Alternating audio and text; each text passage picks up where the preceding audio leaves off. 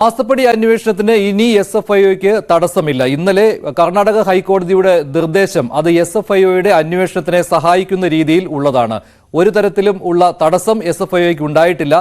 ചോദ്യം ചെയ്യലും അതുപോലെ തന്നെ അറസ്റ്റും ചിലപ്പോൾ എസ്എഫ്ഐഒയ്ക്ക് സാധ്യമാകാതെ വന്നേക്കാം. പക്ഷേ അറസ്റ്റ് തൽക്കാലം ഇല്ല എന്ന് എസ്എഫ്ഐഒ തന്നെ അറിയിച്ചിരുന്നതാണ്. ഇന്ന് KSIDCക്കെതിരെ ചില വാദങ്ങൾ കേന്ദ്ര സർക്കാർ നൽകിയിട്ടുണ്ട്. കേരള ഹൈക്കോടതിയിൽ സഹകരിക്കുന്നില്ല KSIDC അന്വേഷണത്തോട് എന്നാണ് കേന്ദ്ര സർക്കാർ അറിയിച്ചിരിക്കുന്നത്.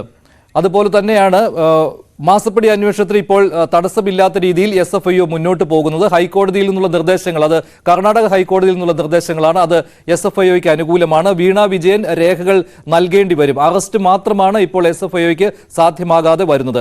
KSIDCയും അന്വേഷണത്തോട് സഹകരിക്കണം. അത് കേരള ഹൈക്കോടതിയുടെ നിർദ്ദേശമാണ്. അങ്ങനെ രണ്ട് ഹൈക്കോടതികളിൽ നിന്നും വന്നിരിക്കുന്ന നിർദ്ദേശം എസ്എഫ്ഐഒയ്ക്ക് അനുകൂലമാണ്. കേസിൽ ഇനി വരാൻ പോകുന്ന നീക്കങ്ങൾ, സേവനത്തിന്റെ വിവരം എക്സാലോജിക് എസ്എഫ്ഐഒയ്ക്ക് നൽകേണ്ടി വരും.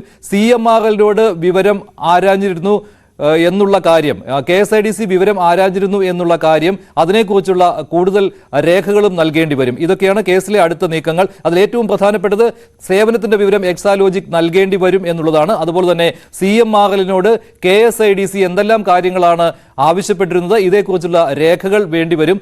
CMRL മറുപടി നൽകിയിട്ടില്ല എന്ന് KSIDC അറിയിച്ചിരുന്നു. ഇതേക്കുറിച്ച് എന്ത് രേഖയാണ് ഉള്ളത് എന്ന് ദേവൻ രാമചന്ദ്രൻ ജഡ്ജി ചോദിച്ചിരുന്നു. അതിനുള്ള മറുപടി 26-ാം തീയതി നൽകാമെന്നാണ് KSIDC പറഞ്ഞിരിക്കുന്നത്. അതേ സമയത്ത് തന്നെയാണ് KSIDC എസ്എഫ്ഐഒയുടെ അന്വേഷണത്തോട് സഹകരിക്കുന്നില്ല എന്ന് കേന്ദ്ര സർക്കാർ പറഞ്ഞത്. ROC രേഖകൾ ആവശ്യപ്പെട്ടിട്ട് KSIDC കൊടുത്തില്ല എന്ന് ഹൈക്കോടതിയിൽ സത്യവാങ്മൂലമായിട്ടാണ് കേന്ദ്ര സർക്കാർ വിവരങ്ങൾ നൽകിയത്. എന്തായാലും വരും ദിവസങ്ങളിൽ നിർണായകമാണ് എസ്എഫ്ഐഒയുടെ അന്വേഷണങ്ങൾ.